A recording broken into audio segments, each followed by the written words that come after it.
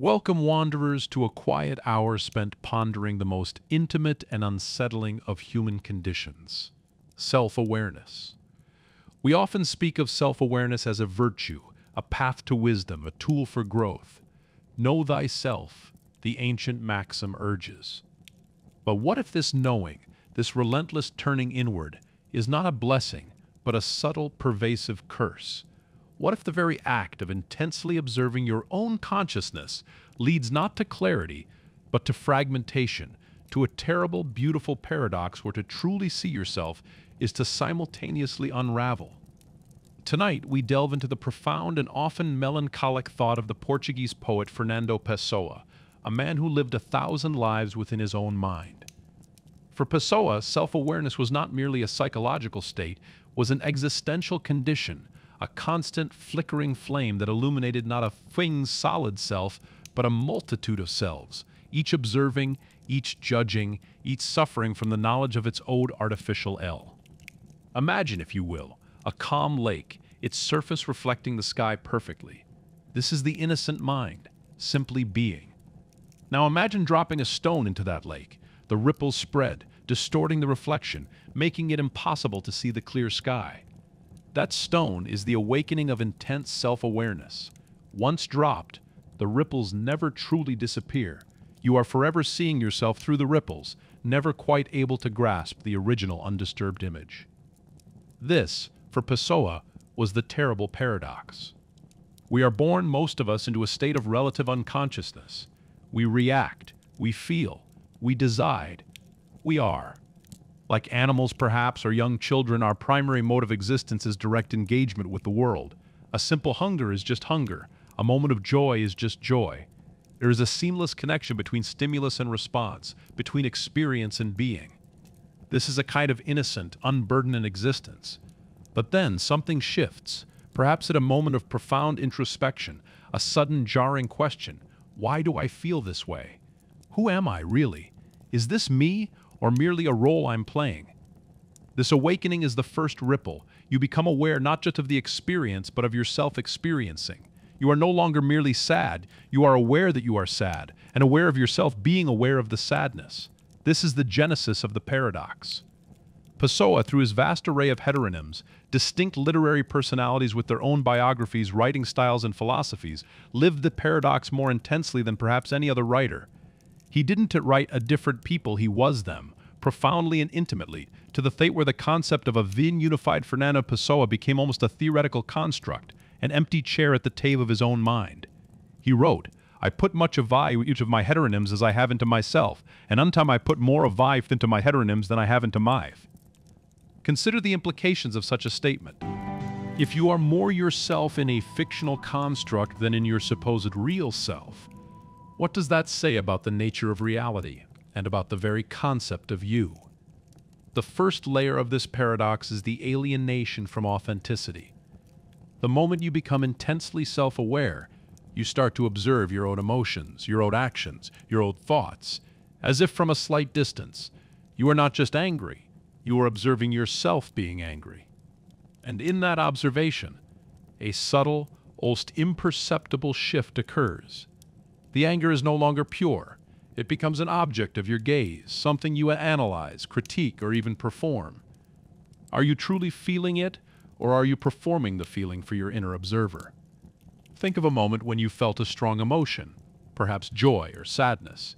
In the initial pure flush of that emotion, you are utterly immersed. But then, a quiet, analytical part of your mind whispers, I am very joyful right now. Or, this sadness is quite profound. In that instant, the immediacy is broken. You've stepped out yourself, even for a fraction of a second. You are now the actor and the audience of your own life. This split, this constant mirroring, is the beginning of the undoing of a singular, authentic self. You become a collection of reflections, each slightly distorted by the medium of observation. Pessoa wrestled with this constantly. He saw his own consciousness at a vast, teeming city of minds, each distinct, each producing its own unique thoughts and feelings. He was the crossroads where they met, but he was not any one of them. He famously stated, I am a stranger to life. What a chilling admission. To be a stranger to the very entity that constitutes your being. This is the cost of absolute self-awareness. Turns the familiar, the intimate I into an elusive, a-shifting it. This constant internal observation also leads to a profound discomfort with spontaneity. If you are always watching yourself, how can you truly be? How can you leap without calculation, or speak without editing, or low without analyzing the performance of your love? The spontaneous act requires a temporary surrender of the self-observing faculty. But for the intensely self-aware, that surrender is terrifying. It feels like a loss of control, a descent into unexamined behavior.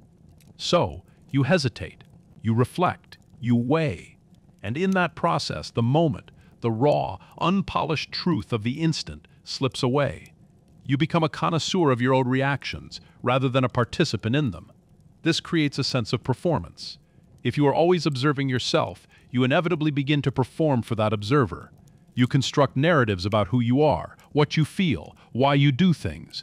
And these narratives, no matter how sincere, are always a slight step removed from raw truth.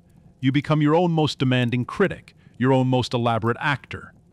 The stage is your own mind, and the audience is your fragmented self.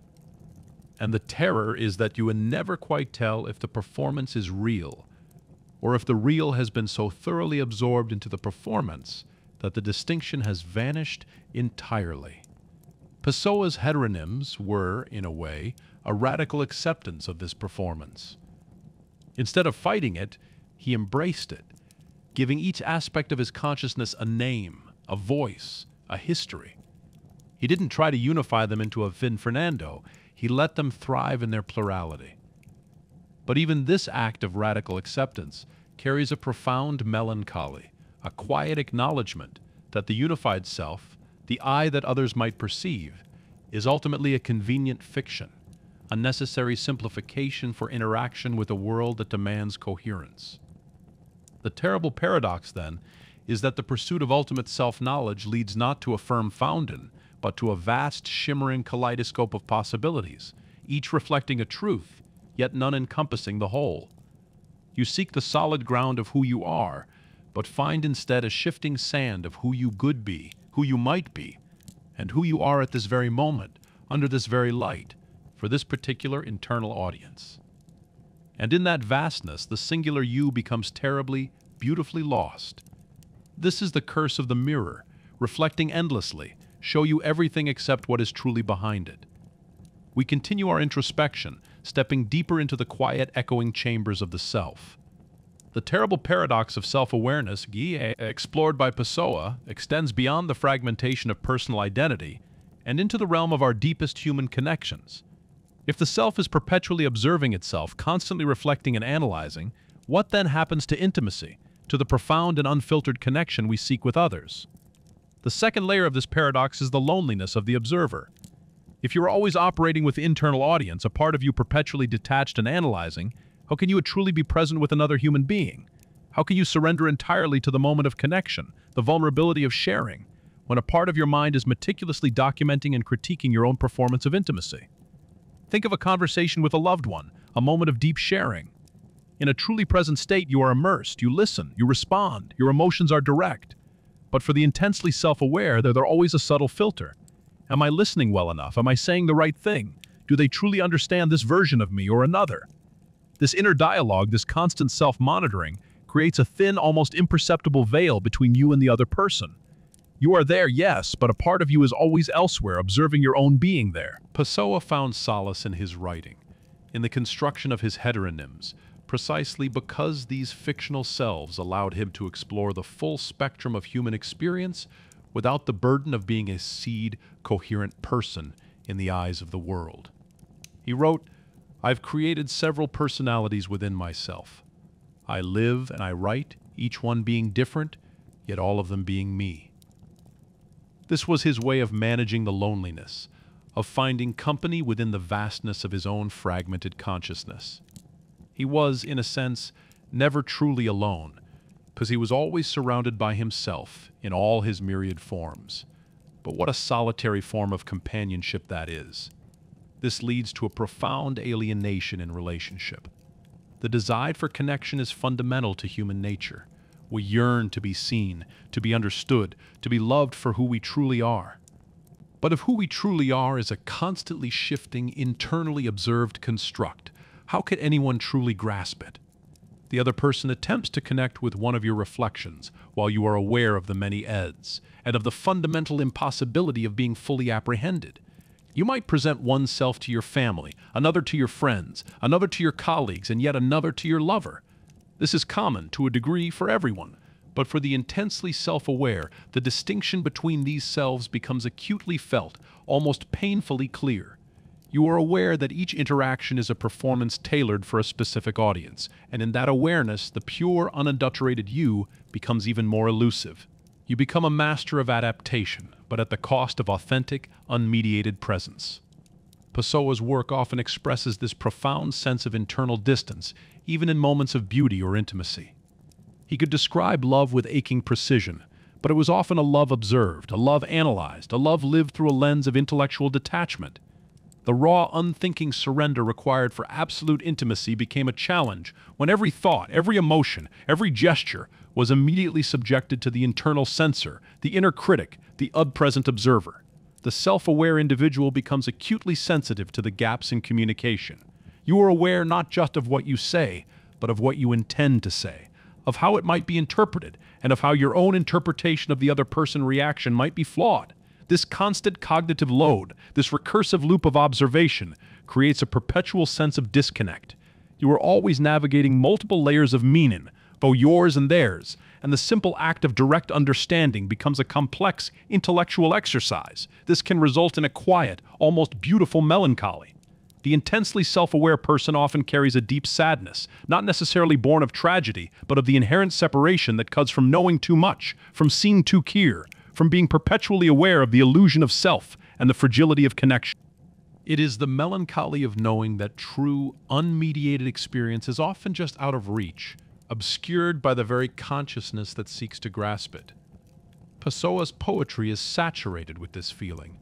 It is a world of quiet rooms, of flickering gaslights, of lonely introspection, where the beauty of existence is often tinged with the sadness of its fleeting, ungraspable nature.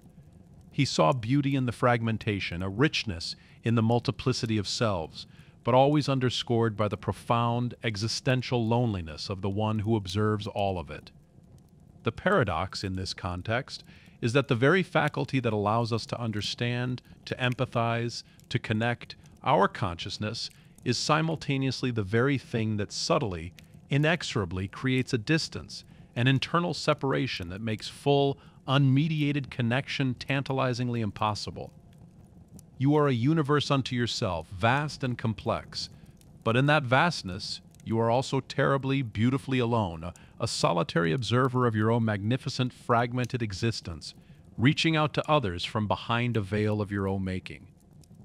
We now arrive at the final, most poignant layer of Pessoa's terrible paradox, the futile search for a unified soul, and the desperate, often melancholic, attempts to find meaning or a singular expression of self through the act of creation. If the self is fragmented, a multitude of observers, where then does meaning reside? And how could one create with authenticity when the very concept of authentic self is constantly under question? The third layer of this paradox is the exhaustion of infinite possibility. If you would be anyone, if you are aware of all the versions of yourself that you could be, or are, in various contexts, then the task of being one then becomes the immense burden. The infinite mirrors reflect back an infinite array of potentials, and the choice to commit to one, to act at a yid, coherent self, feels like a betrayal of all the others. Pessoa lived this. His heteronyms were not just literary devices, they were, for him, actual lives lived. Alberto Caeiro, the simple, nature-loving shepherd, Ricardo Reis, the neo-pagan classicist Álvaro de Campos, the futurist engineer. Each was a fully realized being with their own beliefs, their own fears, their own unique ways of see the world. For Pessoa, the real Fernando was the one who would contain all they, but was simultaneously none of them exclusively. This created a kind of spiritual and intellectual fatigue. To be everything is to be nothing, in a sense. To be constantly aware of the infinite permutations of self is to lose the comfort of a yid, defined identity. This leads to a profound disillusionment with action. If every action is just one of many possible actions, and if the self performing the action is merely a temporary construct, a heteronym for the moment, does any action truly carry weight? Intensely self-aware can become paralyzed by understanding. Why strive for a goal? Why commit to a path, when the very you that initiated the journey might dissolve or morph into another you before its completion? This creates a sense of detachment from the consequences of one's own will. Pessoa's life was marked by this. Despite his immense literary output, his public life was quiet, almost invisible. He worked a mundane job as a commercial correspondent, avoiding fame and social engagement. It was as if the sheer weight of his internal world, the complexity of his myriad selves, consumed all the energy that others might expend on external ambition. The external world, with its demands for simple, coherent action, felt irrelevant compared to the vast, teeming universe within his own mind. His art, then, became a form of expression and escape. For Pessoa, writing was not merely about creating literature. It was about living these other lives, about giving voice to the fragmented pieces of his soul. The act of creation became the only way to reconcile the paradox. By creating, he could simultaneously be all his selves and no self, embodying the multiplicity without having to force it into a restrictive form. His poetry, therefore, is not merely personal, it is transpersonal, a channeling of diverse human experiences through the vessel of his singular yet fragmented consciousness. This creative act, however, is not without its own brand of melancholy. The beauty of Pessoa's work often stems from this deep inherent sadness, the sadness of knowing that the external reality will never fully grasp the internal complexity, that the words on the page are only echoes of the vast, silent dramas unfolding within the mind. The most beautiful creations often spring from the deepest wells of human suffering and intellectual isolation. Terrible paradox, then, culminates in the realization that the very act of seeking to understand oneself, to become fully aware, ultimately dismantles the comfortable fiction of a unified I. You are left with a shimmering, endless array of reflections, each valid, each true in its moment, but none definitive. And in that, there is a profound, almost cosmic loneliness. You become a universe of consciousness, vast and intricate, but contained within a zygous skull, observing itself endlessly, a silent, beautiful tragedy unfolding in the quiet chambers of the mind. Pessoa legacy challenges us to look within, not for a solid core, but for the beautiful, terrifying fluidity of what it means to be human.